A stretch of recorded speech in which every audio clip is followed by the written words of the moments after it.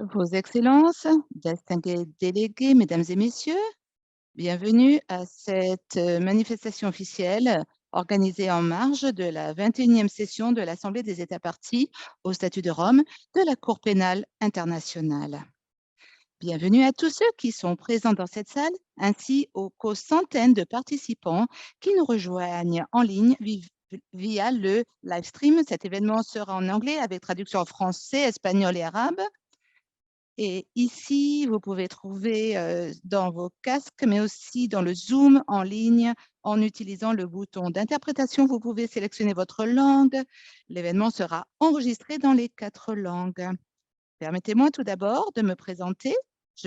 Je suis une journaliste, un auteur, et je suis la présidente du Fonds Roi Léopold III pour l'exploration et la conservation de la nature et présidente de Friendship Belgium également. Mais surtout, je suis une activiste dans l'environnement et contre la crise climatique.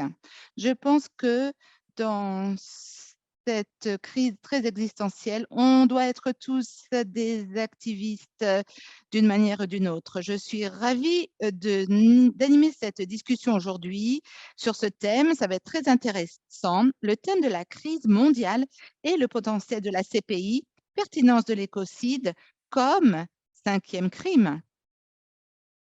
C'est une discussion qui arrive à point nommé et qui prend rapidement de l'ampleur. Donc, je suis sûre que nous aurons des conversations très intéressantes. Le statut de Rome, comme vous le savez, est destiné à traiter les crimes les plus graves qui touchent l'ensemble de la communauté internationale. Et ces actes qui menacent le plus la paix, la sécurité et le bien-être du monde.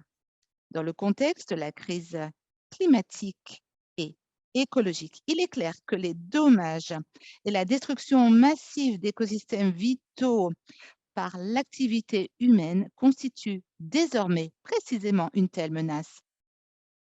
Eh bien, normalement, ces dommages ne sont pas limités aux périodes de conflit et n'impliquent pas nécessairement un préjudice direct pour les êtres humains, mais pourtant, je l'ai vu dans plusieurs coins du monde qu'il y a en fait des dommages environnementaux qui ont un effet très dévastateur sur les êtres humains. Donc, en même temps, ces dommages et cette destruction que l'on qualifie comme écocide ont des conséquences directes et dévastatrices pour les communautés indigènes surtout. Et nous ne sommes qu'aux prémices pour vraiment comprendre à quel point nous dépendons du bon fonctionnement et de la complexité de ce réseau complexe de vie interconnectée. Donc, l'inclusion de l'écocide dans le champ d'application du statut de Rome est donc très pertinente pour les attributions de la CPI. Ceci est reconnu et discuté par un nombre croissant d'États parties, ainsi que par la Cour elle-même. Et ceci a été reconnu lors de la conférence du 20e anniversaire en juillet de cette année. L'événement d'aujourd'hui examinera les progrès rapides de cette discussion au niveau mondial, l'importance de la définition juridique consensuelle de l'écocide dans ces progrès et le potentiel de la CPI à jouer un rôle décisif dans la résolution du plus grand défi de notre temps. Donc, pour commencer, je tiens à remercier nos hôtes, la République de Vanuatu et bien sûr la Fondation Stop Écocide d'avoir organisé cet événement en association avec les parlementaires pour une action globale et No Peace Without Justice. L'État océanique du Pacifique du Vanuatu, un pays évidemment en première ligne face aux impacts du changement climatique, mène depuis quelques années des initiatives diplomatiques visant à recourir au droit international pour faire face à la crise climatique et écologique. En effet, en 2019, le Vanuatu a été le premier pays à évoquer sur cette même scène la possibilité d'insérer un crime d'écocide dans le statut de Rome. Donc, pour ouvrir notre discussion aujourd'hui, nous avons avec nous la consul honoraire de Vanuatu aux Pays-Bas, Ellie Van Vliet. S'il vous plaît, Madame Van Vliet, la parole est à vous. Honorable ministre, Excellences, Mesdames et Messieurs, c'est un honneur pour Vanuatu de s'adresser une fois de plus à cette assemblée dans le cadre de cet important événement parallèle. Je tiens à réaffirmer que le Vanuatu soutient fermement et durablement le mandat de la CPI visant à mettre fin à l'impunité pour les crimes les plus graves. Il est essentiel que la communauté mondiale ait recours à des institutions internationales capables de faire face aux menaces les plus graves pour le bien-être et la sécurité sans crainte ni faveur. Lorsque le Vanuatu a ratifié le statut de Rome il y a 10 ans, c'était dans la conviction que la CPI avait la possibilité de s'occuper également du bien-être, de la sécurité de la planète, sachant que le bien-être de la planète et le bien-être des citoyens et des communautés sont très liés. Nous ne pouvons pas séparer la crise climatique et écologique, ni l'une de l'autre, ni de ses effets dévastateurs sur la paix et la sécurité des communautés humaines. 10 ans plus tard, Vanuatu, l'une des nations les plus vulnérables au changement climatique, et son peuple en font directement l'expérience. Nous subissons en ce moment même les effets atroces du changement climatique et de la destruction et de l'environnement dont nous ne sommes pas responsables. En ce moment même, les terres de nos villages insulaires disparaissent sous l'effet de l'insidieuse élévation du niveau de la mer et l'acidification croissante des océans emporte à jamais nos récifs coralliens, source de vie. En ce moment, nos propres gouvernements est tenu de rendre des comptes sur les violations des droits de l'homme commises par les cyclones de catégorie 5 qui n'ont toujours pas été réparés et qui ont effacé notre PIB national en quelques heures et détruit les moyens de subsistance de notre peuple. En réponse, le 27 mai, notre Parlement a adopté une déclaration d'urgence climatique et notre nation s'est engagée à ne négliger aucune piste pour faire face à la crise existentielle à laquelle nous sommes déjà confrontés. Les voies juridiques en sont un aspect essentiel. Au-delà de la CPI, vous savez peut-être que Vanuatu s'est également engagé à porter la question du changement climatique devant la Cour internationale de justice qui se trouve aussi à La Haye. Avec une coalition de nations, nous demanderons à l'Assemblée générale des Nations unies de soutenir une résolution demandant un avis consultatif sur les obligations des États en vertu du droit international existant, protéger les droits des générations actuelles et futures contre les effets néfastes du changement climatique. Le Vanuatu a également exprimé son soutien à un traité de non-prolifération des combustibles fossiles et est devenu il y a quelques jours membre de la Commission des petits États insulaires sur le changement climatique et le droit international, COSIS, qui soumettra bientôt une demande d'avis consultatif au Tribunal international du droit de la mer. La crise climatique est existentielle et Vanuatu doit donc veiller à ce que sa nation ne soit pas reléguée dans l'histoire à cause d'un comportement climatique et environnemental criminel au-delà de ses frontières. Pour cette raison, le Vanuatu a été une voie gouvernementale clé dans la poussée pour criminaliser l'écocide, l'ayant formellement inclus dans notre déclaration au débat général de la 18e Assemblée des États partis au statut de Rome en décembre 2019, comme mentionné par notre distinguée modératrice. Notre leadership sur l'initiative d'écocide est une évidence, puisque la destruction des écosystèmes est à la fois une cause et un facteur exacerbant la déstabilisation du climat. En tant que l'un des États du Grand Océan, le Vanuatu est très heureux de co-organiser cet événement avec la Fondation Stop Écocide et de continuer à offrir notre leadership au mouvement croissant vers la criminalisation de l'écocide. Nous vous invitons donc, vous les États ici présents, à nous rejoindre dans cet effort. Je vous remercie.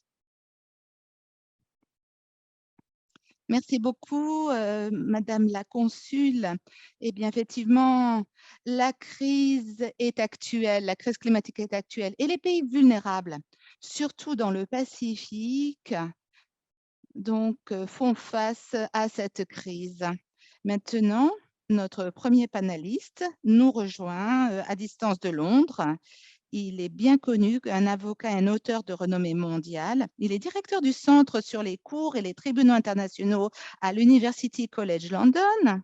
Spécialiste du droit international, il intervient en tant que conseiller avocat devant de nombreux tribunaux internationaux, notamment la Cour internationale de justice, le Tribunal international du droit de la mer, la Cour européenne de justice, la Cour européenne des droits de l'homme et même, bien sûr, la Cour pénale internationale. Philippe Sands fait partie du panel d'arbitres du Centre international pour le règlement des différends relatifs aux investissements, CIRDI, et du Tribunal arbitral du sport, TAS.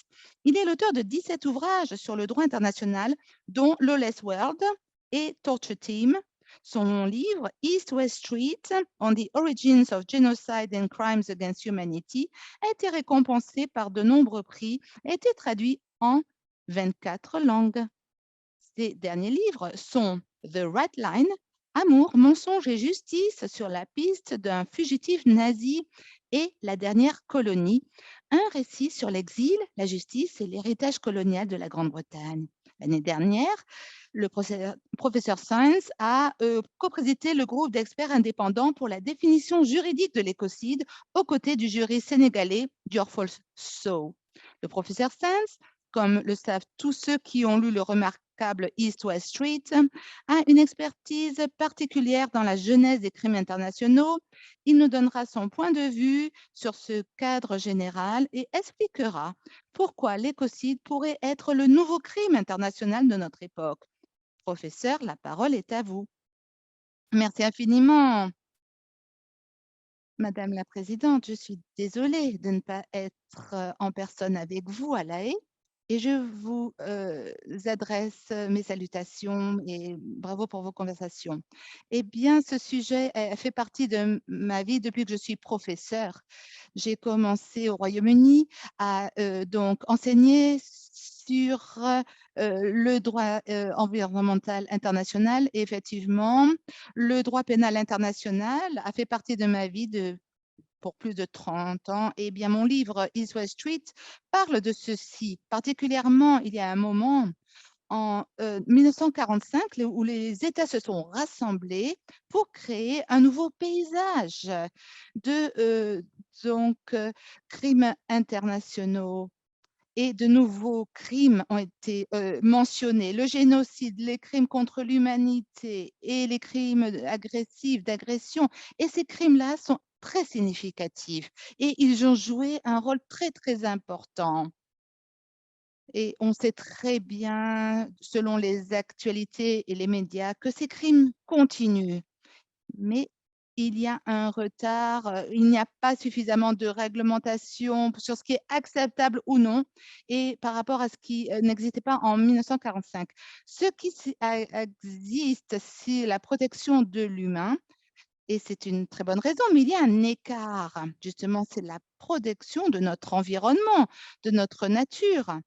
Et il y a quelques dispositions qui adressent la protection de l'environnement, c'est vrai, mais le cadre juridique existant est complètement anthropocentrique.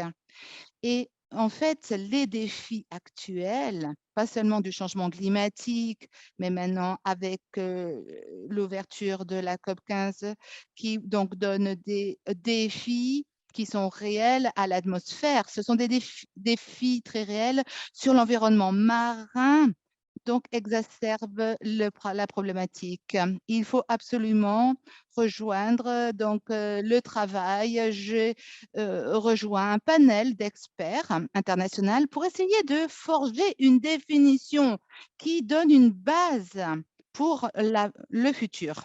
Et donc, avant de parler de cette définition, je vais dire merci au gouvernement de Vanuatu pour héberger cet événement et à votre pays, Madame la modératrice, la Belgique pourrait être le premier pays qui a vraiment mis en avant cette définition juridique, non seulement dans le droit national belge, mais aussi pour soutenir donc les efforts internationaux. Merci à la Belgique pour être un pays chef de file dans ce sens. Donc, nous, les 12, dans ce groupe d'experts, nous avions un défi.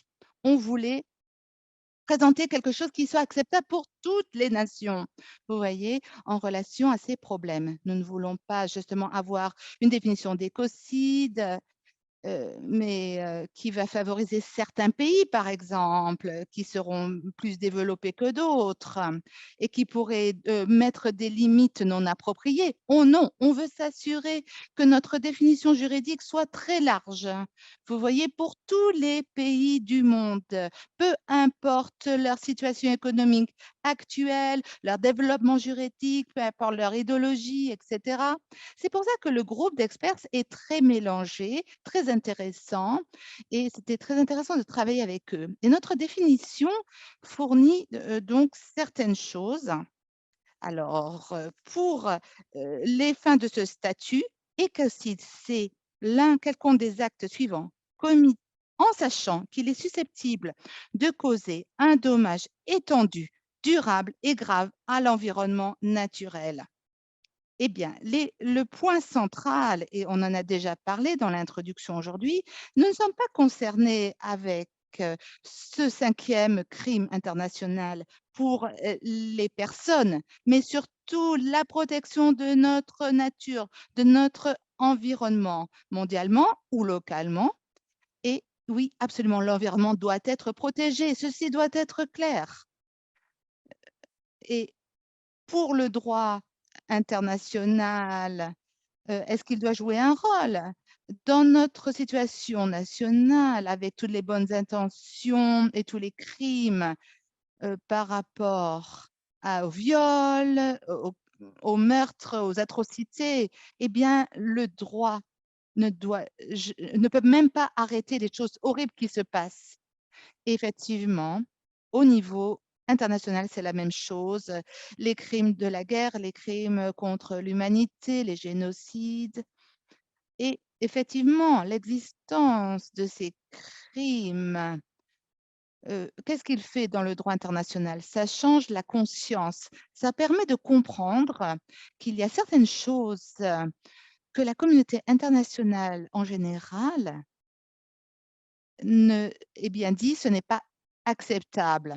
Il faut que la communauté internationale se rassemble et dise d'une voix très haute qu'il y a certaines formes de dommages, de préjudices contre l'environnement ne sont pas acceptables. Voilà. Et le droit pénal fait ceci, changer la conscience pour nous permettre d'imaginer un monde différent. Vous voyez? Et effectivement, l'intégration de la droit, une inclusion dans le droit pénal international, cette inclusion d'écocide donc dans le droit pénal international, cette inclusion va changer la situation avec des effets immédiats.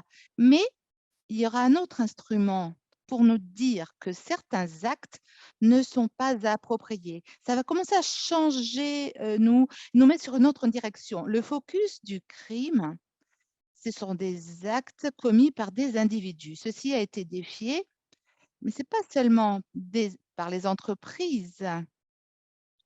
Eh bien, comme les actes contre l'humanité, les génocides, ça se concentre sur les actes d'individus. Et ces individus pourraient être un commandant militaire ou un ministre de la Défense ou un chef de l'État, par exemple. Il y a beaucoup d'exemples. Donc, un crime corporate inclurait la responsabilité de l'individu qui mène l'entreprise. Ce n'est pas un problème pour moi.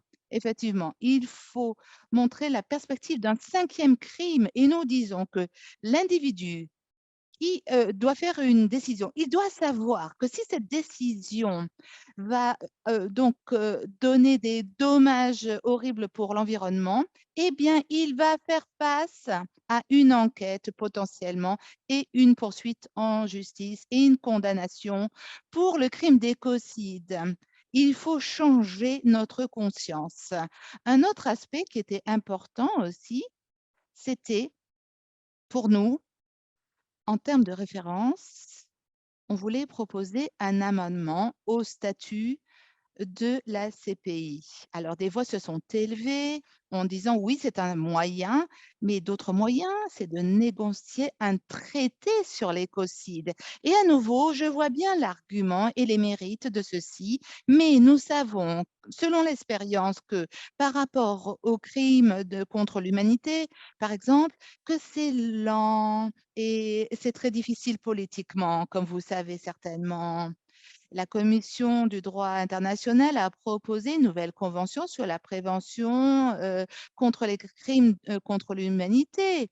En 1948, cette convention de la prévention et la punition du génocide. Mais donc, cette convention rédigée a été coincée à l'ONU, à l'Assemblée générale. Il y a un petit peu de mouvement, je dirais maintenant, et il a seulement quelques semaines pour bouger, donc pour évoluer, pour une convention, mais ça prend des années. Et donc, l'amendement du statut de la CPI, il doit y avoir un changement rapide. Il va falloir une autre négociation. Il faut adopter un texte, il faut le ratifier avant qu'il soit en vigueur. Mais c'est plus rapide comme processus qu'un traité en lui-même. Pour conclure, eh bien, je dirais que c'est très intéressant en ce moment pour plusieurs raisons. Nous vivons des temps très significatifs, de défis significatifs. La vie du droit pénal international a des cycles. 1945, c'était un grand moment parce qu'on était conscient avec les procès de Nuremberg quand ils ont été commis. Et puis en 1998, avec beaucoup de plusieurs années, il y a eu des changements très rapides en un an avec le statut de la CPI adopté et l'endiguement d'un été contre le génocide, l'arrestation en Londres de Augusto Pinochet, les crimes contre l'humanité qu'il avait commis, le génocide qu'il a commis, entre autres. Et vous savez, tout ceci, ça se passe en cycle 25 ans plus tard. Nous approchons un autre moment, j'en suis sûre. C'est pas seulement l'écocide dont on parle. Pour la première fois, nous avons un vrai mouvement sur une nouvelle convention sur les crimes contre l'humanité. Et bien sûr, on est avec ce spécial tribunal pénal depuis 1945. Il y a quelque chose qui se passe. Et dans ceci, il est impératif pour nous de signaler donc que l'environnement doit être au centre de cette pensée.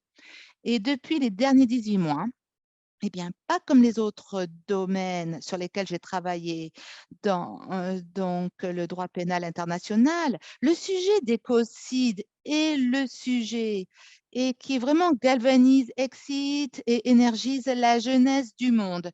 J'ai eu énormément de correspondances très intenses de la part des jeunes du monde entier qui vraiment, au niveau qualitatif, les discussions sont différentes et c'est très bien cette génération future et les générations futures. Nous avons une responsabilité envers ces générations dans le cadre donc de la CPI. C'est le bon endroit pour faire ceci. Je vous envoie mes meilleurs souhaits pour la conversation et je suis vraiment désolée que je ne sois pas ici en personne avec vous. Et je vous remercie pour votre attention.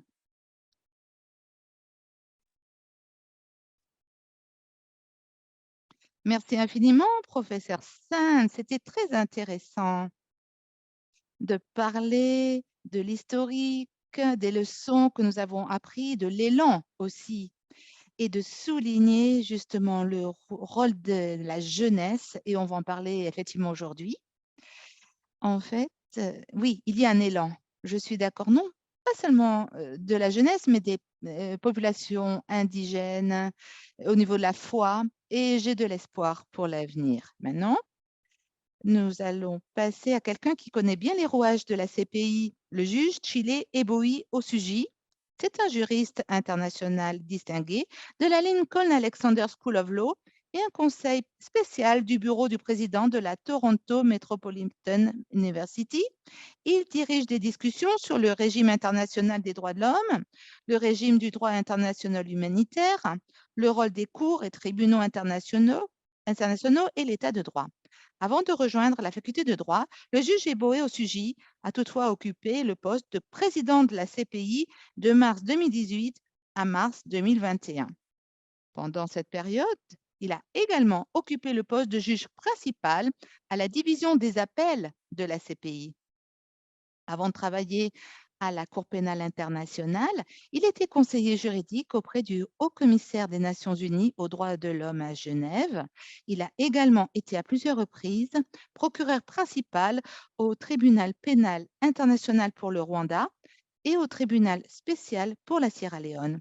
Il a pratiqué le droit en tant qu'avocat devant des tribunaux de première instance au Nigeria et au Canada et a conduit des appels devant la Cour d'appel de l'Ontario et la Cour suprême du Canada.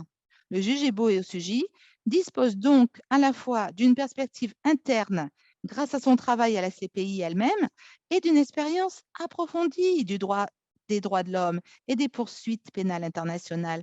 Vous avez déclaré publiquement que vous êtes, et je cite, « fermement partisan de voir l'écocide devenir un crime international sur lequel la CPI est compétente. » Nous avons le privilège, donc, de vous avoir ici aujourd'hui pour expliquer pourquoi.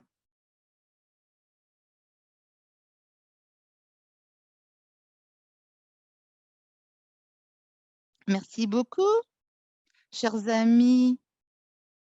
C'est un honneur de revenir ici et de parler, de converser avec quelques-uns d'entre vous.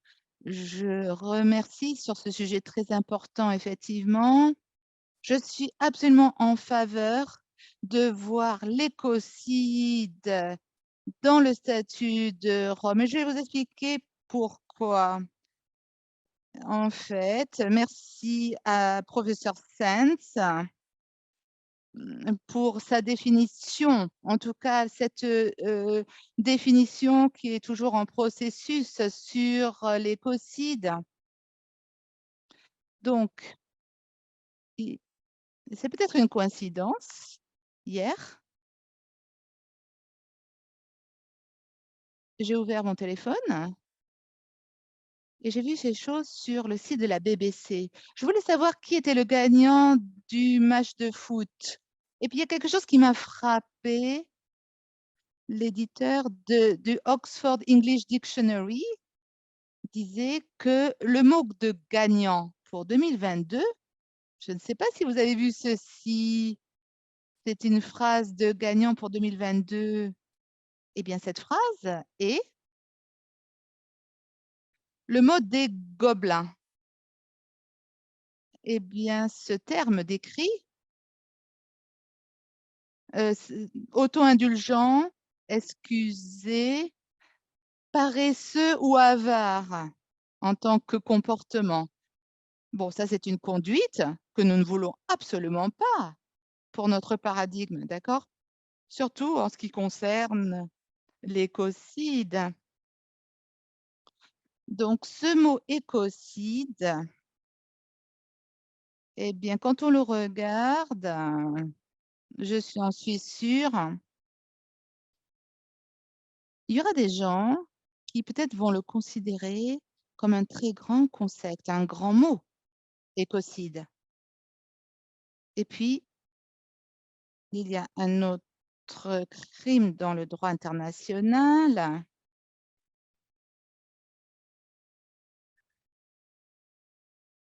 Nous parlons du génocide ici, en effet. Donc, l'écocide est un crime de la même façon. Nous en avons inclus différents dans le statut de Rome et c'est important de penser dans ces termes. Mais si nous nous arrêtions pour un moment et réfléchissions à ce qu'il y a dans le dictionnaire avec le même suffixe « cide », nous commençons à voir un schéma de mots qui décrivent la mort, la destruction de choses qui soient petites ou grandes. Nous voyons des mots comme l'homicide, par exemple. Vous savez ce que cela signifie. On a également infanticide, donc qui signifie tuer des enfants. Nous avons également un mot qui décrit le fait de tuer ses frères et sœurs, le patricide aussi, tuer son père, matricide, tuer sa mère, tyrannicide, tuer les tyrans. Il y a des tyrans dans le monde.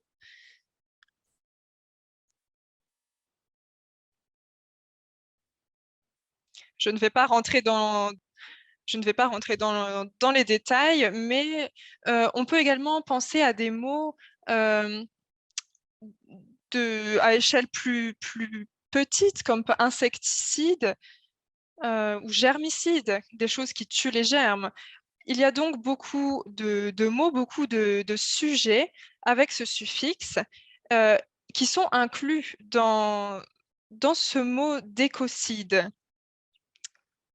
et les conséquences que cela a pour l'humanité. Nous avons donc entendu la définition qui a été donnée par le professeur Sand, et ce que nous voyons, c'est que l'écocide est un mot qui capture des faits, des concepts d'actes illégaux, de dommages, de destruction de l'environnement, qui va au-delà de bénéfices justifiables. C'est donc le concept important.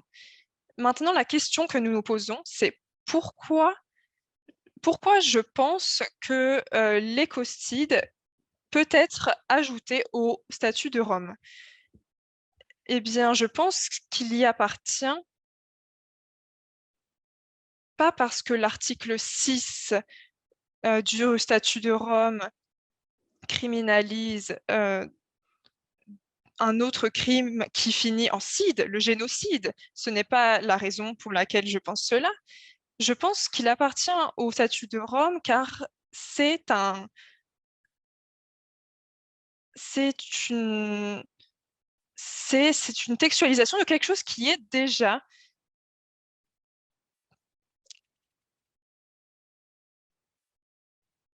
Si on regarde l'article 8 de B4 du statut de Rome, on peut y voir que les crimes, on peut y voir un article qui dit cela. Lancer une attaque de façon intentionnelle qui cause des dommages, des dangers sur les civils, des dangers à long terme sur l'environnement qui seraient clairement excessives en relation avec c'est donc un crime qui est déjà inclus dans le statut de Rome. Et ce crime encapsule, réunit tout le protocole 1 de la Convention de Genève, qui prescrit déjà ce qui se trouve dans l'article 35.3 et également dans l'article 55 de ces instruments. On peut voir que tout cela est inclus dans l'article du statut de Rome.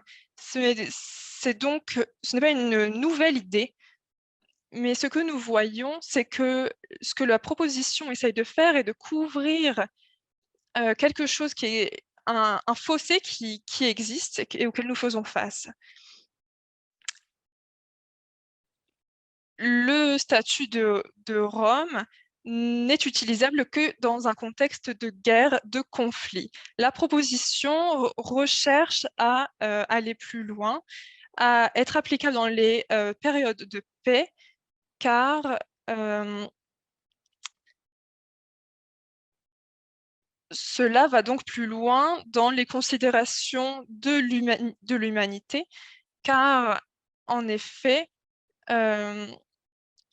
cette idée n'est pas récente, c'est une phrase que nous pouvons voir dans l'affaire de 1949.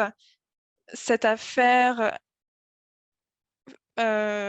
parlait de l'État de Corfou.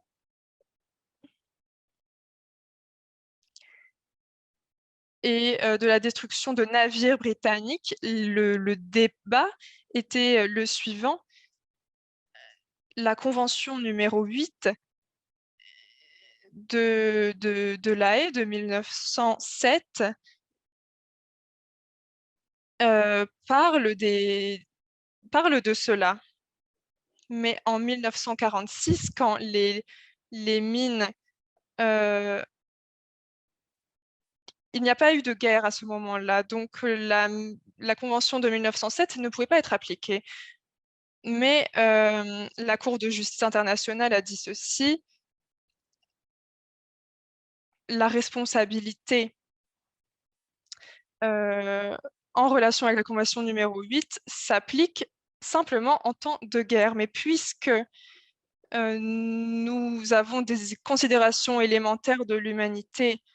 Ces considérations de l'humanité s'appliquent en temps de paix. Nous parlions ici donc de la liberté de navigation, liberté maritime.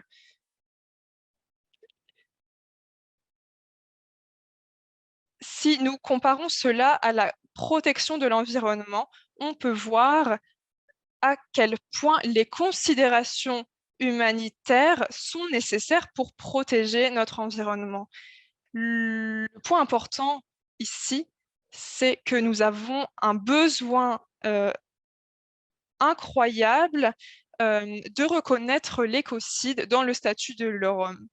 Ce n'est pas quelque chose d'inhabituel. Nous avons déjà pris en compte d'autres crimes dans le statut de Rome. Il s'agit donc maintenant d'étendre cela aux circonstances de paix. Merci beaucoup.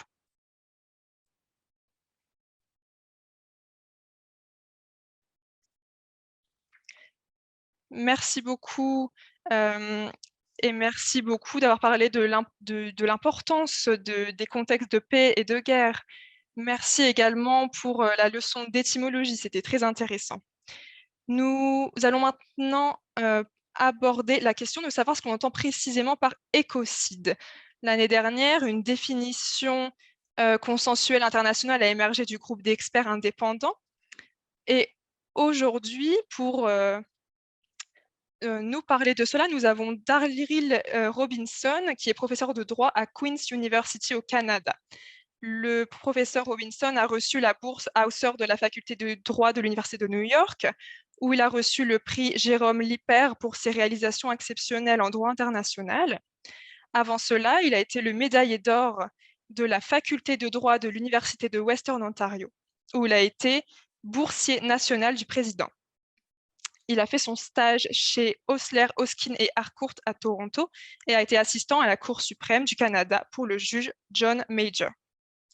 Il a été juriste à Affaires mondiales Canada de 1997 à 2004, où il a fourni des conseils juridiques et participé à des négociations internationales concernant les droits de l'homme internationaux, le droit humanitaire et le droit pénal.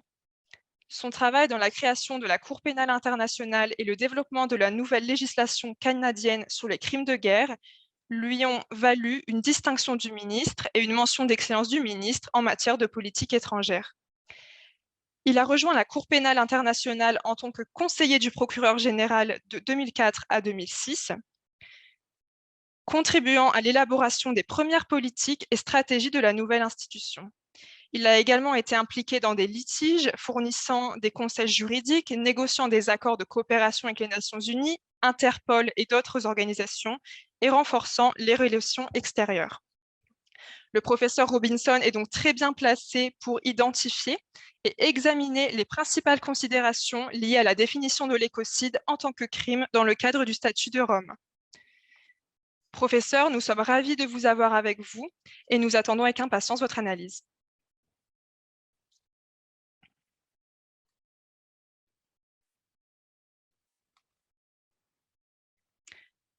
Alors, mon sujet, c'est donc la définition. Cela ne s'applique pas seulement à un amendement de la CPI, ça peut s'appliquer de façon plus générale et de façon plus immédiate pour les pays qui considèrent cela dans leur droit national. Vous avez certainement entendu des critiques compréhensibles de la définition du groupe d'experts. Je voudrais vous demander de ne pas rejeter cette définition complètement, car définir tous ces sujets, c'est quelque chose de très complexe. Il est donc très normal d'avoir des critiques. Il faut juste se poser les questions. Vous pensez peut-être que les crimes environnementaux ne sont pas aussi sérieux que les autres crimes de la CPI. Et je voudrais vous suggérer que vous avez peut-être été conditionné à penser ainsi. Des chercheurs qu'on appelait les criminologues verts s'intéressaient justement aux crimes en col blanc et à la façon dont ceci était défini différemment que les autres crimes. Si une entreprise détruit une rivière, par exemple, on traite cela en tant que problème de régulation. Donc, détruire l'environnement est un des crimes les plus sérieux. Il doit l'être. Je ne suis pas en train de dire que l'écocide est une solution unique. C'est un composant du changement de nos considérations. Et dernière pensée, certaines personnes se demandent pourquoi est-ce qu'on a besoin de ce nouveau concept d'écocide. Ce label a réussi à intéresser l'imagination du public. Donc, je vais vous parler des défis de cette définition. Pour les anciennes définitions que nous avons faites ici à la CPI, nous avons pris les interdictions du droit humanitaire et nous les avons criminalisées. Là où nous avons réussi par le passé, c'est quand nous avons réussi à identifier quelque chose que la plupart ou tous les États reconnaissaient comme terrible. Les sujets qui avaient donc un grand consensus. Et nous avons donc réussi à se mettre d'accord sur les impacts et les impacts massifs. Dans le droit environnemental, nous ne voyons pas ces interdictions concrètes que l'on peut appliquer concrètement. Les interdictions sont des principes à prendre en compte, les limites, etc. Mais le droit environnemental, c'est l'équilibre pour les humains, les autres êtres vivants, le présent et le futur. Alors, où trouver les interdictions concrètes et le consensus moral?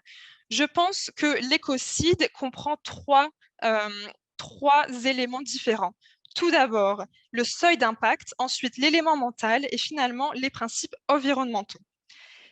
Je vous donne ici une présentation très brève de 10 minutes. J'ai écrit un article plus précis qui va plus dans les détails si vous êtes intéressé sur le sujet. Mais je vais vous parler donc des deux premiers éléments dont je vous ai parlé. Tout d'abord, le seuil d'impact. On parle d'éléments étendus, long terme et sévères.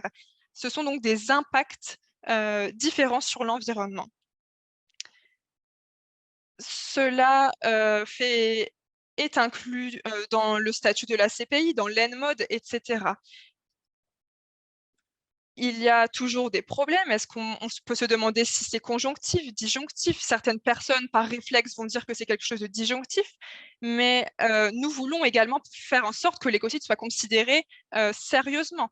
Donc, le groupe d'experts a pris en compte que nous devons toujours partir du principe que c'est quelque chose de sévère et ensuite décider si c'est quelque chose d'étendu ou de long terme. Ensuite, nous avons l'élément mental. Nous avons ici de nombreuses options. Tout d'abord, on peut parler de dommages intentionnels. Donc, dans intentionnel, on comprend objectif. C'est quelque chose de rare.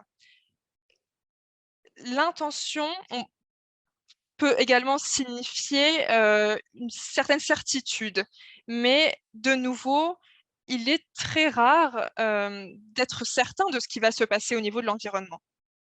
Tout en bas de l'échelle, nous avons également la négligence simple, par exemple, et ce n'est probablement pas approprié dans le droit pénal international. Donc, un entre-deux, c'est être au courant du risque.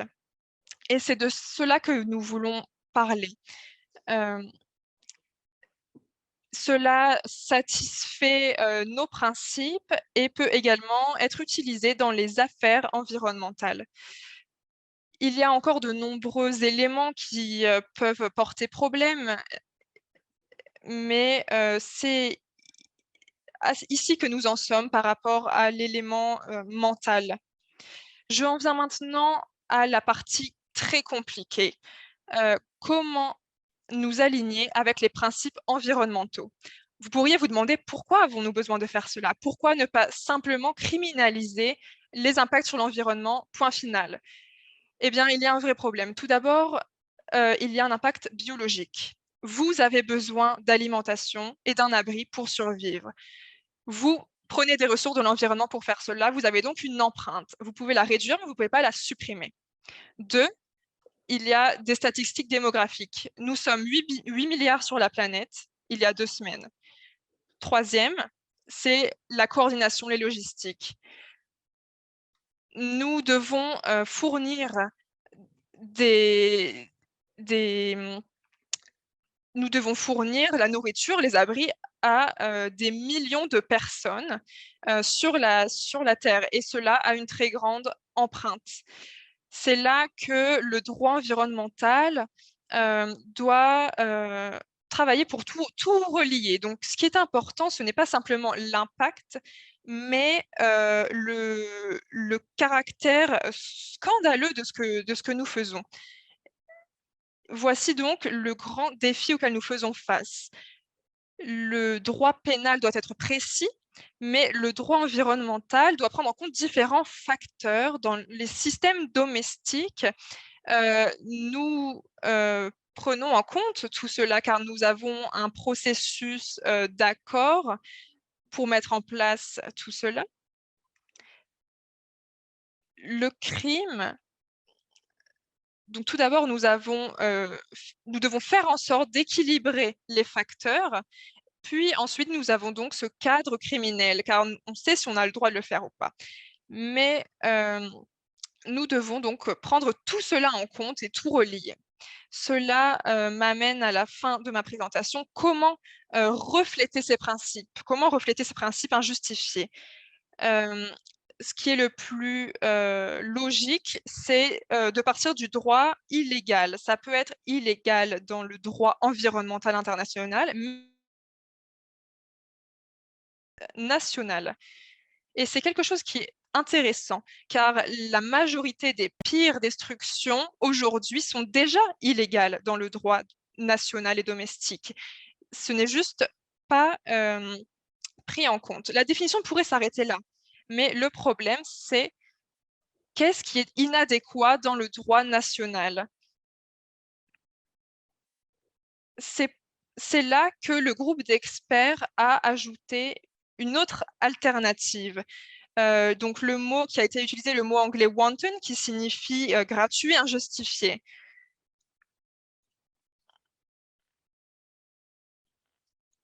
Et ce mot s'intéresse donc à des dommages qui sont clairement excessifs. L'idée est que ce seraient des activités qui seraient considérées objectivement comme non rationnelles. Cette approche peut être critiquée car c'est une approche incertaine, mais il n'y a aucune façon parfaite d'aligner le droit pénal et le droit environnemental. Les États ont déjà accepté ce type d'équilibre. Je ne connais pas pour l'instant de meilleures propositions pour essayer de relier ces idées, mais voilà ce dont nous avons besoin. Peut-être que nous recevrons de nouvelles idées, peut-être que certaines personnes auront un moment eureka et trouveront des très bonnes idées, mais ce qui est important, c'est de prendre en compte les comportements scandaleux dans notre société. Donc, j'espère que ma présentation a été intéressante. C'est une présentation très brève, mais j'espère que ça vous a permis de comprendre les paramètres de ce crime. Merci. Merci beaucoup, professeur. C'était très intéressant de comprendre le fait que cette définition si courte a tellement d'aspects inclus à l'intérieur, et de pouvoir réaliser les impacts qu'a eu cette définition en un an simplement. Je pense que nous avons fait beaucoup de progrès dans différentes sphères. Bien sûr, avec cette définition, il y a un mouvement mondial qui grandit depuis des années. Et c'est à ça que travaille la Fondation Stop Écocide International, qui dispose aujourd'hui d'équipes et d'associés engagés dans plus de 45 pays sur les 5 continents, et d'une fondation caritative qui co-organise cet événement aujourd'hui. Nous avons aujourd'hui avec nous Jojo Mehta, cofondatrice de Stop Écocide en 2017, aux côtés de la regrettée Polly Higgins, pionnière du droit, dont l'objectif concret est de reconnaître les graves atteintes à la nature comme crime international. En tant que porte-parole clé et directrice exécutive de l'organisation, Jojo a supervisé la croissance remarquable du mouvement mondial, tout en faisant le lien entre les développements juridiques, la traction diplomatique et le discours public. Je ne sais pas comment est-ce qu'elle peut faire tout ça à la fois. Elle est présidente de la Fondation Stop Écocide et a été l'organisatrice du groupe d'experts indépendants pour la définition juridique de l'écocide. Elle est avec nous aujourd'hui pour nous donner un aperçu des progrès du mouvement, des étapes clés et des développements récents qui sont absolument fantastiques, selon moi, ainsi que pour nous aider à comprendre tous les bénéfices que cette loi commence déjà à catalyser avant même sa mise en place.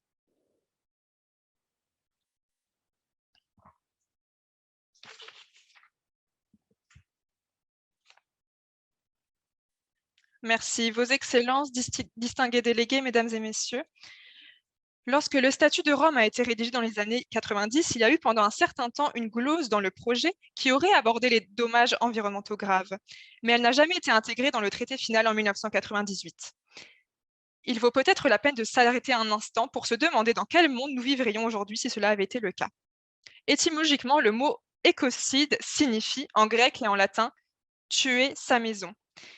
Et c'est une façon appropriée de décrire ce qui arrive à la planète à l'heure actuelle. Et nous pouvons ressentir, à l'échelle mondiale et à tous les niveaux, depuis les manifestations de rue jusqu'aux salles de conférence des Nations Unies, une frustration profonde et croissante face à la lenteur affligeante des mesures prises par les gouvernements pour y remédier. Honorables ministres, Vos Excellences, distingués délégués, vous êtes tous ici pour représenter vos gouvernements et pour protéger les intérêts de vos gouvernements. Et bien sûr, vous êtes ici parce que vos gouvernements ont tous convenu que la paix, la sécurité et le bien-être du monde sont importants et que ceux qui les menacent doivent être tenus responsables. Cela fait de la Cour pénale internationale une institution unique et nécessaire.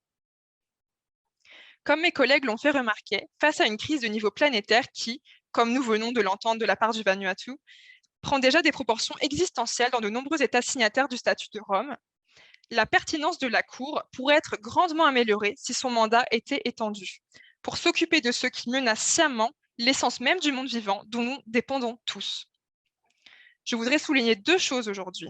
Tout d'abord, je voudrais reconnaître l'intérêt rapidement croissant et la demande de plus en plus forte de la part de secteurs nombreux et variés de la société pour que les gouvernements reconnaissent l'écocide comme crime en vertu du statut de Rome. Ces voix vont des groupes d'intérêts environnementaux, comme on pourrait s'y attendre, aux influenceurs politiques et de la société civile, en passant par les avocats, les universitaires et aussi des groupes plus larges tels que les réseaux religieux et de jeunesse. Et nous entendrons bientôt mon collègue panéliste sur la perspective des jeunes. Les leaders spirituels ont exprimé très clairement leur soutien. Récemment, un livre intitulé Faith Voices for Ecocide Law a été publié, comprenant des voix éminentes de toutes les grandes religions. Le pape François vient de réitérer son soutien spécifique pour que l'écocide devienne, je cite, une 5e catégorie de crimes contre la paix. Les communautés autochtones ne représentent que 5% de la population mondiale, mais sont les gardiens de 80% de sa biodiversité, ce qui ne peut être une coïncidence. Et des anciens chefs autochtones, tels que le chef Raoni des Kayapos, parmi beaucoup d'autres, se sont exprimés en termes très clairs sur la nécessité de reconnaître l'écocide en tant que crime. Les défenseurs autochtones de l'environnement mettent régulièrement leur vie en danger pour empêcher la destruction de leurs territoires ancestraux, qui sont aussi certains des écosystèmes les plus vitaux du monde. Nous avons également appris cette année qu'il existe un appétit important et croissant pour la loi sur l'écocide parmi le grand public, même dans les nations riches qui ne sont pas en première ligne de la destruction. Une enquête professionnelle menée dans mon pays d'origine, le Royaume-Uni, a révélé que la majorité du public, dans un large et divers échantillon de la population, soutient la criminalisation de l'écocide dès qu'il en entend parler. Il est encourageant de constater que le secteur des affaires commence également à s'engager sérieusement et positivement dans cette initiative. Alors que les assureurs suivent l'évolution de la situation depuis un certain temps déjà, en 2012, ils nous disaient qu'ils savaient que cette loi arriverait tôt ou tard, les investisseurs se joignent désormais à la conversation. Le mois dernier, l'International Corporate Governance Network, un réseau dirigé par des investisseurs et regroupant les plus grandes sociétés financières et gestionnaires d'actifs du monde, a soumis une déclaration à la COP27 recommandant pour la 2e année consécutive que les gouvernements devraient, je cite, collaborer au niveau international pour criminaliser l'écocide. Lorsque nous avons demandé ce qui avait inspiré cette recommandation, nous avons reçu 2 réponses. Premièrement, ces investisseurs voulaient stabiliser le risque, mettre en place un niveau de certitude et de prévisibilité en ce qui concerne leurs investissements. Et deuxièmement, ils observaient tout simplement le déroulement de la destruction du monde vivant et réalisaient que quelque chose de sérieux devait être fait. En septembre, le rapport Pivot Point, lancé par les champions du climat Race to Zero des Nations Unies, a reconnu que l'action volontaire du secteur des entreprises n'était pas assez rapide et que des politiques et des réglementations étaient nécessaires pour accélérer le changement. Le rapport contient une section importante sur la loi sur l'écocide en tant que moteur essentiel de neutralité carbone, qui montre que le simple fait de voir la loi prendre forme peut avoir et a déjà un effet galvanisant.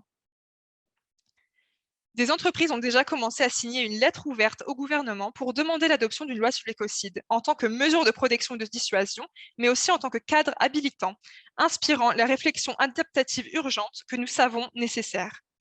Car lorsque nous savons ce que nous devons éviter, il devient beaucoup plus facile d'élaborer et de soutenir les solutions dont nous avons besoin. Cela permet d'uniformiser les règles du jeu pour le travail d'adaptation et de régénération qui est déjà en cours et qui, à l'heure actuelle, est toujours un combat difficile. Cette année a également vu l'écocide faire son entrée dans le vocabulaire des Nations Unies, selon les termes du directeur exécutif du Programme pour l'environnement de l'ONU, Inger Andersen. Des événements parallèles, des déclarations officielles, des documents des parties prenantes et des demandes de politique traitant sur l'écocide ont été acceptés dans les travaux et les programmes de la CCNUCC, de la Commission pour la prévention du crime et la justice pénale, discussion de Montevideo pour le droit de l'environnement, de l'UNTOC, de Stockholm +50, de la Semaine africaine du climat et de la Conférence sur les océans. Les discussions sur le droit d'écocide sont désormais publiques au niveau parlementaire et ou gouvernemental dans pas moins de 24 pays signataires du statut de Rome, ainsi qu'au sein de l'Union interparlementaire et de l'UE. C'est 25 maintenant, vu que la Nouvelle-Zélande nous a rejoints. Qu'il s'agisse de pétitions parlementaires, de résolutions gouvernementales ou de propositions de loi complètes, l'éventail des engagements est large et varié. Mais nous pouvons affirmer avec conscience qu'il y a une conversation diplomatique sérieuse qui est désormais bien engagée. Vos Excellences, le deuxième aspect que je vais souligner est que dans le monde entier, le corpus de lois existant n'est pas appliqué ou suivi de manière adéquate.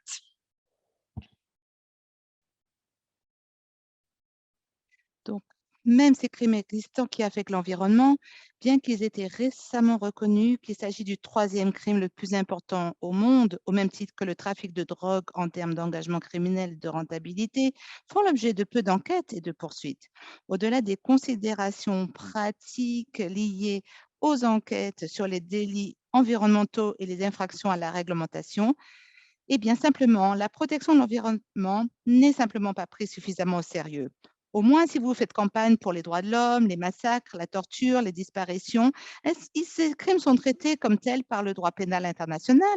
Si vous travaillez dans le domaine de la protection et de la conservation de l'environnement, ou si vous êtes l'une des millions de victimes de la destruction et de la pollution de l'environnement, vous ne bénéficiez tout simplement pas de ce soutien.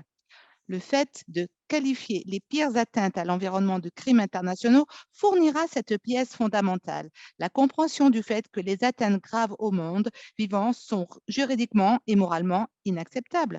Il s'agit d'une pièce manquante, essentielle, qui soutiendra tous les experts, scientifiques, ONG, décideurs politiques, qui travaillent à l'amélioration très nécessaire de domaines spécifiques de la législation de protection. Plus largement, il s'agit d'un élément de transition qui peut, comme Phoenix Sans l'a dit, contribuer à faire évoluer les consciences, qui peut aider à diriger la civilisation vers un lieu sûr. Car si nous voulons réussir à traverser les décennies à venir, nous devons savoir que les garde-fous extérieurs sont en place pour nous empêcher de couler notre propre navire. Nous, les humains, sommes des créatures d'habitude. Nous ne changeons pas facilement ni rapidement. Et le rythme des changements que nous connaissons en ce moment est sans précédent. Les écosystèmes les plus vitaux et les espèces clés de la Terre et dont la capacité de l'humanité à survivre et à s'épanouir sont désormais en jeu. Il est temps de reconnaître une vérité que les cultures indigènes n'ont jamais oubliée. Lorsque nous portons atteinte à la terre-mère, il y a des conséquences. Vos Excellences, Mesdames et Messieurs, il est temps maintenant de travailler en faire une question de droit. Les voix de soutien sont là, la conversation est déjà en cours, menée par le Vanuatu, la Belgique et d'autres États intéressés. Notre fondation serait honorée et ravie de fournir toutes les informations et ressources dont vous pourriez avoir besoin. Il est temps de vous joindre à nous. Merci.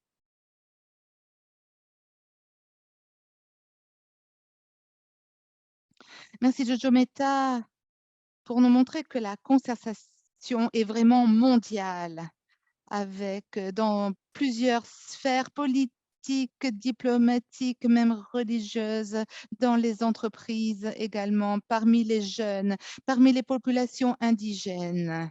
Et pour nous rappeler aussi que la bataille n'est pas gagnée encore. Quand vous parlez donc de défenseurs de l'environnement, il faut se rappeler que chaque semaine dans le monde, eh bien, 4 défenseurs de l'environnement sont tués, surtout des indigènes. Et nous voyons le grand impact sur la vie humaine et les dommages donc de notre maison et de notre bien commun. Eh bien, notre dernier intervenant apporte une perspective que nous devons tous entendre, c'est-à-dire la voix de la jeunesse et des générations futures. C'est une voix qui représente des millions. Elle est en train de changer.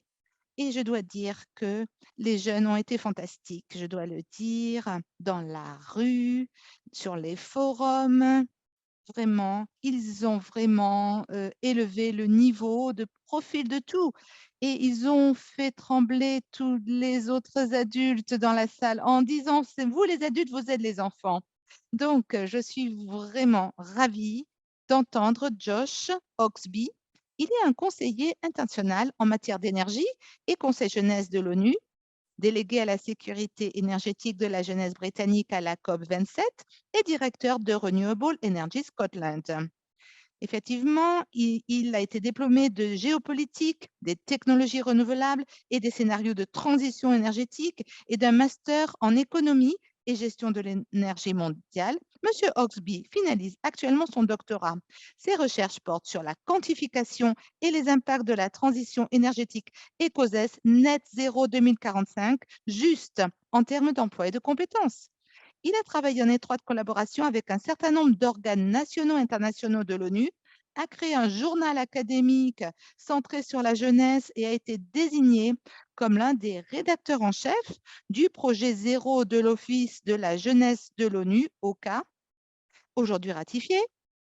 Il s'intéresse maintenant à l'agenda international de l'énergie et développe, en partenariat avec ses collègues du Conseil mondial de l'énergie, CME, un cadre inclusif, anti-tokeniste et représentatif qui garantira que les voix des jeunes du monde entier disposent d'une plateforme et d'une place pour une participation significative aux questions liées à l'énergie.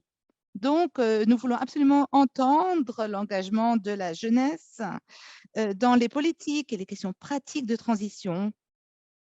Josh, vous avez la parole.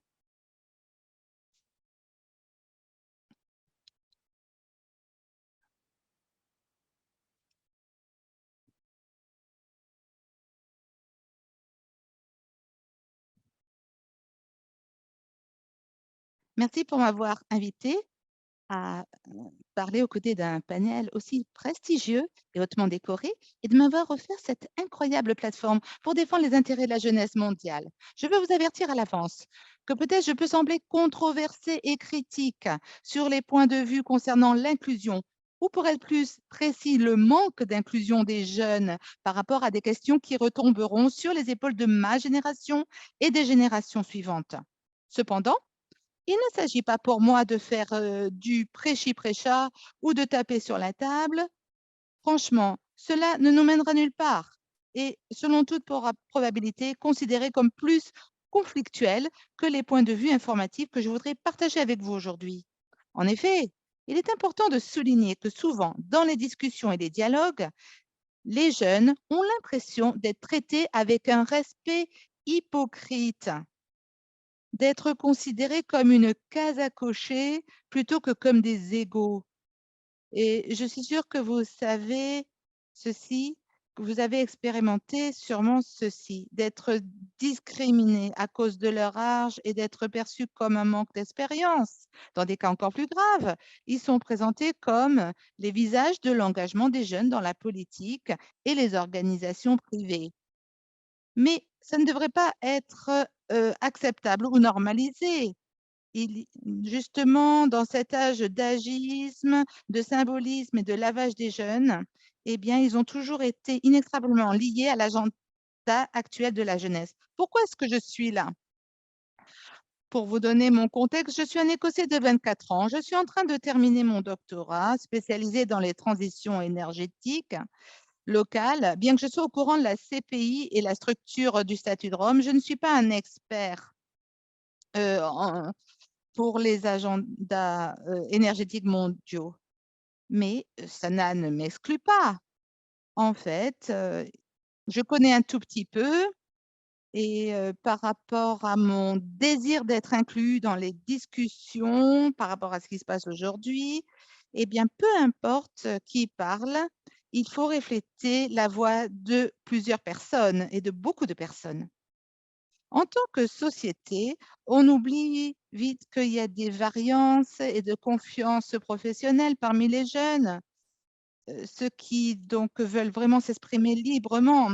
Mais c'est important de se rappeler que pas toute personne veut participer donc mondialement à ce débat. Mais chaque jeune a une voix et il faut l'entendre.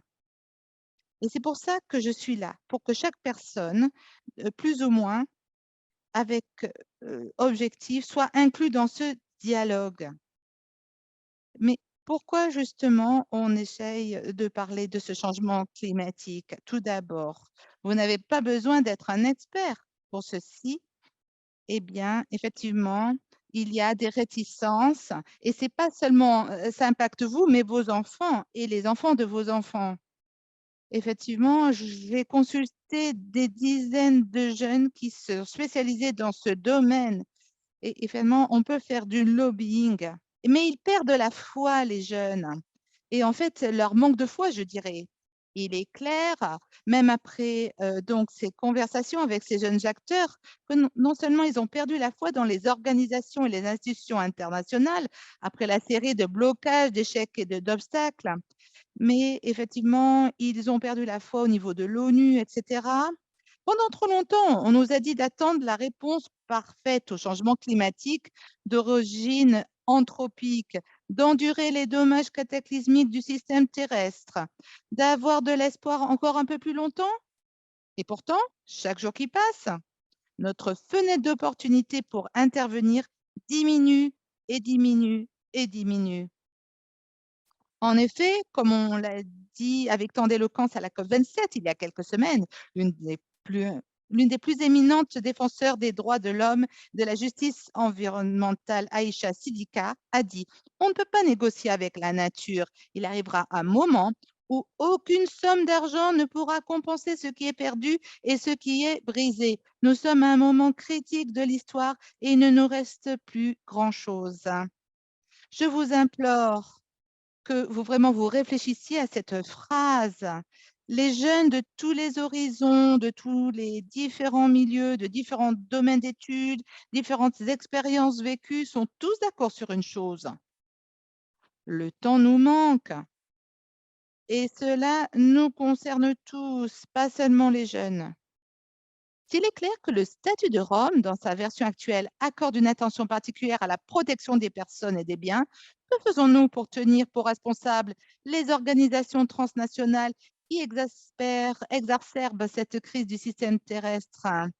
Que faisons-nous pour susciter le soutien et l'appréciation de la menace existentielle imminente que représente l'écocide pour la race humaine? Que faisons-nous pour reconnaître officiellement cette atrocité? Pour moi et pour beaucoup d'autres jeunes acteurs du changement, la solution est simple. Dans ce cas, il faut une définition formelle qui reconnaisse l'écocide comme une infraction réelle et criminelle.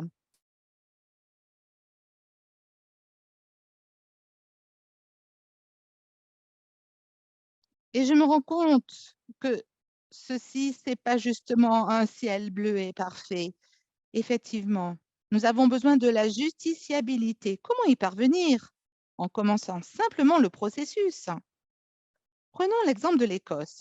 En 2023, le gouvernement écossais mènera une consultation sur le nouveau projet de loi sur les droits de l'homme qui vise à intégrer les 4 traités des Nations unies sur les droits de l'homme dans la législation écossaise sur les droits de l'homme, en allant au-delà de la simple protection civile et politique, mais en englobant la protection des droits sociaux, économiques, environnementaux et culturels en les inscrivant dans les réformes du droit écossais. Il est clair qu'effectivement, nous n'essayons pas de réinventer la roue. Effectivement, au contraire, s'il faut bien sûr reconnaître que la première itération d'une définition ou même d'une réforme comme celle de l'Écosse ne sera pas parfaite et n'englobera pas toute l'étendue du crime, elle encouragera des changements tangibles dans les habitudes et les normes pour essayer donc de décourager la cause première de l'écocide en faisant le premier pas vers un compte de justiciabilité plus direct des dommages environnementaux.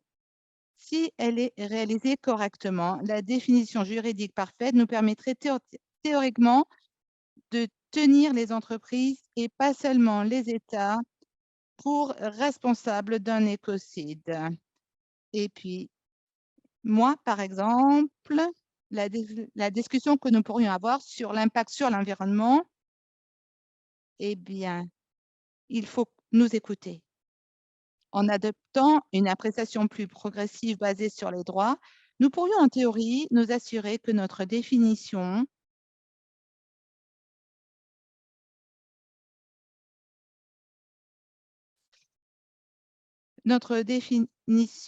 puisse garantir une protection plus adéquate. Mais attention, je ne veux absolument pas dire que l'écocide devrait être justiciable.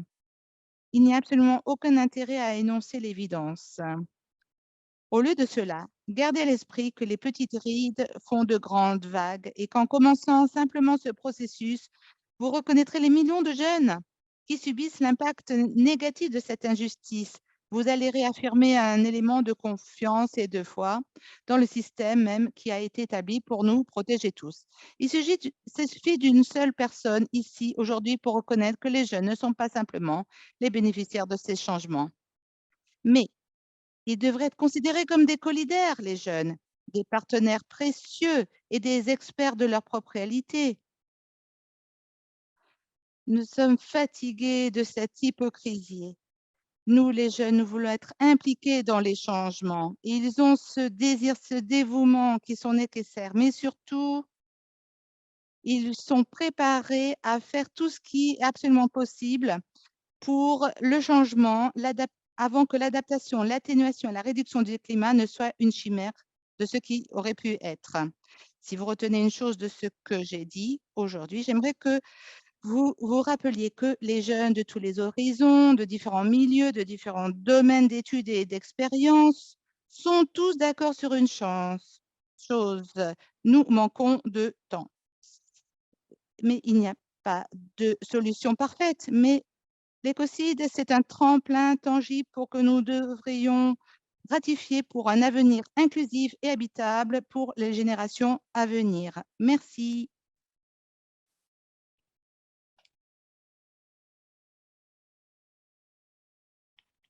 Merci beaucoup, Josh, pour ce discours très intéressant qui nous a rappelé différents aspects très importants, l'urgence, l'injustice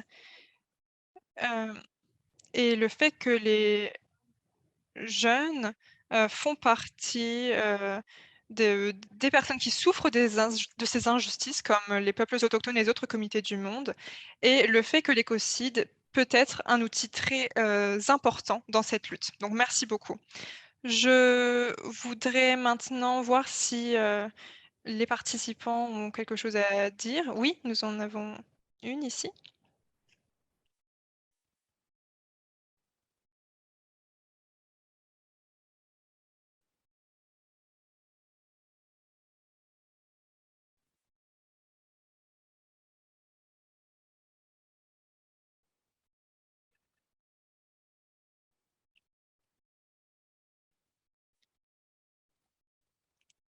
Voilà, je crois que ça fonctionne.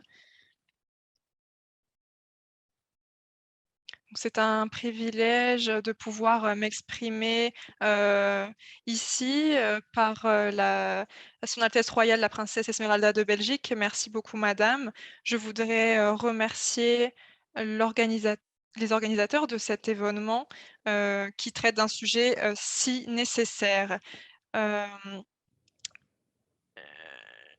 J'ai eu l'occasion de parler également lors de la conférence de l'année dernière, qui était également très intéressant et je pense que nous nous en souvenons comme l'un des événements parallèles les plus réussis en termes de participation. Je dois également, ajouter que c'est quelque chose, de ça me rend vraiment humble, de parler après, le discours de Josh, heu j'espère pouvoir, répondre aux différents points importants dont vous avez parlé. Soyez assurés que, les voix des jeunes, sont importantes, elles sont écoutées. Hem Et je dois dire que personnellement, j'ai été assez impressionnée par, c'est donc avec cette humilité que je voudrais, ajouter quelques mots, de la part de mon pays, la Belgique. Heu, la compréhension internationale de la protection de l'environnement et de la prise d'action, heu, est croissante, mais les engagements sont toujours insuffisants. La conférence, de la COP27 qui s'est déroulée, dernièrement, s'est conclue avec des résultats, incroyables. Heu, les engagements de, compenser les effets, catastrophiques du changement climatique. Nous avons fait, je cite, nous avons mis en place des étapes très importantes, vers cet objectif. Des crimes contre l'environnement sont régulièrement, effectués. Ces actes peuvent en effet, constituer, des crimes d'écocide. J'utilise le mot, Jojo. Vous avez dit qu'il fallait l'utiliser plus, donc je l'utilise. Ces actes méritent d'être jugés et cependant, le chemin vers la justice est toujours incertain. Pour que la justice soit appliquée, la définition de l'écocide doit être, étendue et nous devons faire en sorte que la répression de ces crimes, soit mise en place au niveau national et international. Ces crimes, au de et ces destructions de l'environnement, doivent être punis. Comme notre ministre des Affaires étrangères l'a dit hier dans sa déclaration, dans cette même pièce, la Belgique avance dans son travail pour, reconnaître l'écocide dans son, code pénal. Nous travaillons là-dessus au gouvernement et notre travail sera certainement soumis au parlement dans les mois prochains. Nous voudrions également souligner le fait que notre pays est prêt à refléter, l'introduction de l'écocide dans le statut du Rome. Les crimes du statut de Rome, hem, sont importants, à l'échelle mondiale, heu, tout comme l'écocide et une réflexion de faire en sorte que l'écocide devienne le 5e, crime du statut de Rome doit être mise en place. Ajouter l'écocide au statut de Rome aura des impacts à long terme et c'est la première étape à mettre en place pour faire en sorte, que ces crimes ne soient plus commis et c'est la première étape à mettre en place. Merci.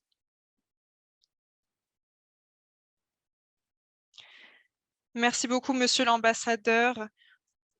Nous sommes très fiers de voir que la Belgique agit en première ligne, au niveau national, également international, pour examiner cette possibilité de reconnaître l'écocide en tant que crime.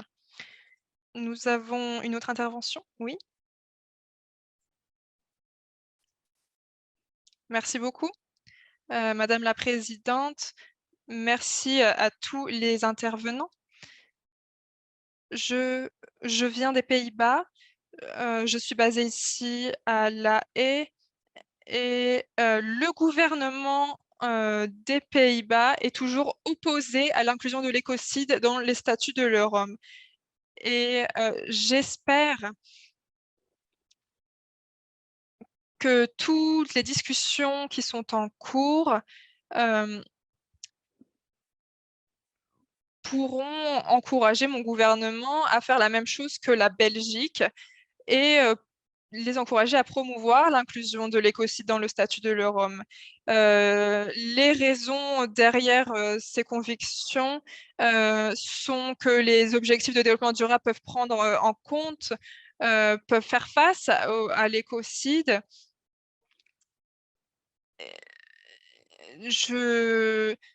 J'espère que vous pourrez discuter avec mon gouvernement et essayer de les encourager à se mettre sur la bonne direction qui est celle de l'inclusion de l'écocide en tant que 5e crime du statut de Rome. Merci beaucoup. On peut toujours essayer de faire cela en tant que bons voisins et bons amis. Donc, il nous reste très peu de temps, mais je voudrais... Ah, nous avons une autre intervention, pardon.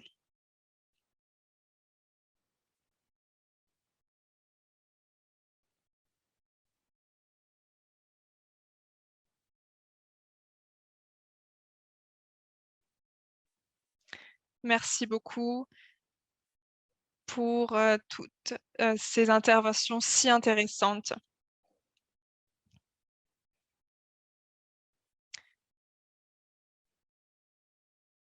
Comme cela a été mentionné, nous soutenons les conversations sur l'écocide qui sont basées sur une question que nous considérons comment qualifier une personne qui soit victime d'écocide et quelles seraient les réclamations, les répercussions.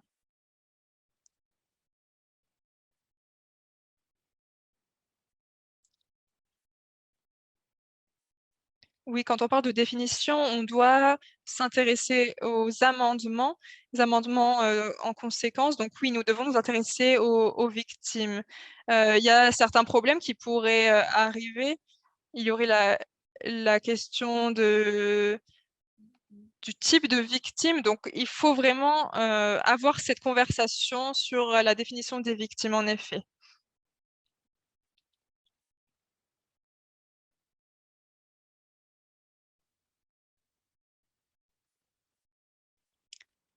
Est-ce qu'il y a une autre intervention? Oui, allez-y.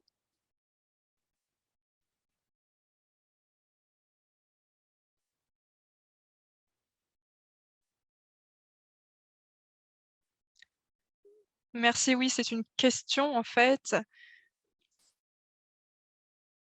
Je me demandais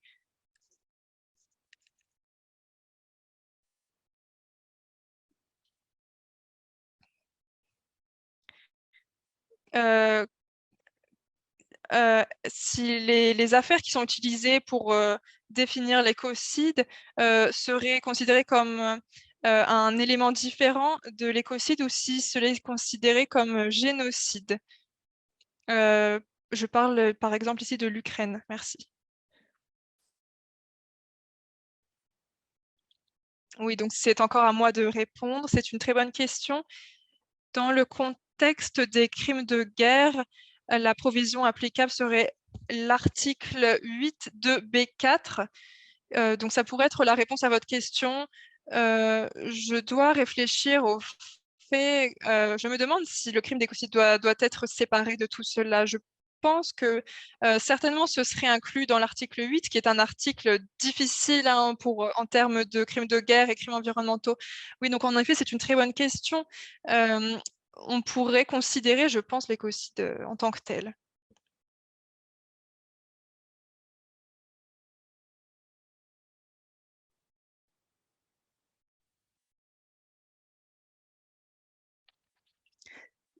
Merci beaucoup. Nous sommes très heureux de faire partie de cet événement incroyable. Je voudrais ajouter un commentaire par rapport à ces problèmes. Je sais que professeur Sands nous a expliqué que le statut est un peu trop anthropocentrique. Si nous nous intéressons à l'extermination et aux crimes contre l'humanité, nous parlons ici de destruction massive calculée pour détruire les conditions de vie. Si on s'intéresse à cela, on peut ajouter à ce cadre la destruction massive de l'environnement qui est calculée pour, par exemple, détruire une communauté autochtone. C'est un génocide sans l'intention précise de commettre un génocide. Et c'est quelque chose qui est également inclus dans l'article 7. Et je pense que Daryl est l'auteur principal de cet article de 7. Mais je pense que dans la langue de l'examination, nous pouvons également trouver la protection de l'environnement dans cet article 7. Et en considérant cela, on peut également considérer ces éléments qui sont déjà dans cet article. Et si il y a le souhait de détruire des communautés, cela serait capturé par l'article 7 sous le paragraphe sur l'extermination et également l'acte sur les droits de l'homme. Oui, je pense que vous avez tout à fait raison. Il y a des éléments qui sont inclus dans le statut, qui peuvent être utilisés dans certaines circonstances où la description de l'environnement est un élément de l'activité criminelle. Ce qui n'est pas couvert, par contre, c'est les cas où la destruction sévère de l'environnement n'a pas d'impact immédiat sur les humains, mais des impacts à plus long terme. C'est l'une des raisons que nous décrivons souvent en tant que crime d'écocide. Ce n'est pas le fait que c'est quelque chose qui est centré sur l'environnement, mais ce qu'il permet, c'est qu'il permet de reconnaître des crimes qui ont des impacts à plus long terme, qui ne sont pas inclus dans les autres définitions, et qui seraient des menaces contre le bien-être et la sécurité du monde. Merci.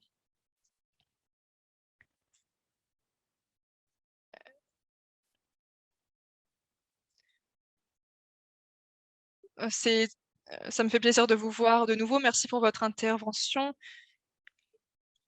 C'est ce que j'essayais de dire. Ce concept d'écocide n'est pas complètement nouveau.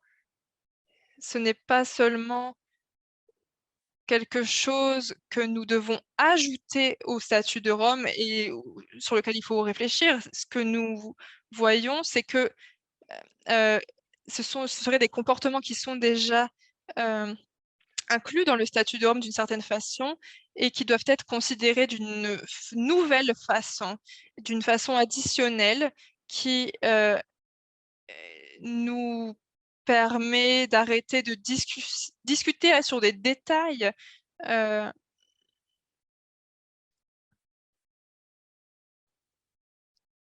On sait comment nous pouvons arriver à faire cela.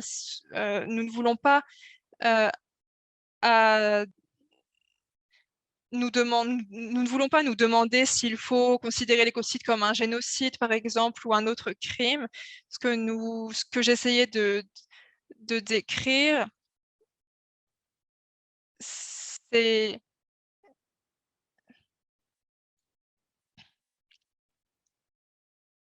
nous ne voulons pas partir dans des justifications qui ne font pas sens dans ce contexte. L'écocide est quelque chose de différent qui s'étend, qui part de l'article 8 de B4 quand certaines personnes font ce genre de choses dans un contexte de paix, nous n'avons pas de punition. Alors que les gens peuvent faire ce type de description en temps de paix. Alors, nous avons besoin donc de reconnaître ce type de comportement et de le punir. Merci. Oui, je voudrais relier cela avec la question précédente. Tout d'abord, oui, le crime contre l'humanité, la destruction environnementale, c'est quelque chose de très intéressant. Et en effet, ça peut être appliqué en temps de guerre ou en temps de paix. Merci. Merci beaucoup pour ces interventions et ces discussions très intéressantes. Nous n'avons plus de temps malheureusement. Donc merci à tous pour vos interventions. Merci aux organisateurs de cette conférence, la République du Vanuatu et la Fondation Stop Écocide, également l'Action mondiale des parlementaires et l'association No Peace Without Justice. Également, merci aux techniciens, aux interprètes. Merci, Monsieur l'ambassadeur, pour votre intervention. Et merci pour toutes vos questions très intéressantes. Je peux voir que la conversation sur l'écocide et intéresse de plus en plus de personnes. Donc, je vous encourage à vous tenir au courant de nos progrès, car je pense que ce sera très intéressant. Je voudrais finalement vous annoncer que nous organiserons une table ronde en plus petit comité demain à La Haye, à la Maison de l'Europe. C'est une séance d'information, discussion informelle sur les développements spécifiques au sein de l'UE au sujet de la reconnaissance de l'écocide. Donc, si vous souhaitez y participer, il reste encore quelques places. Vous pouvez contacter l'équipe de Stop Écocide. Merci à tout notre public, qu'il soit sur place ou en ligne. C'était un grand plaisir pour moi de modérer cet événement. Donc, merci beaucoup et passez un bon après-midi.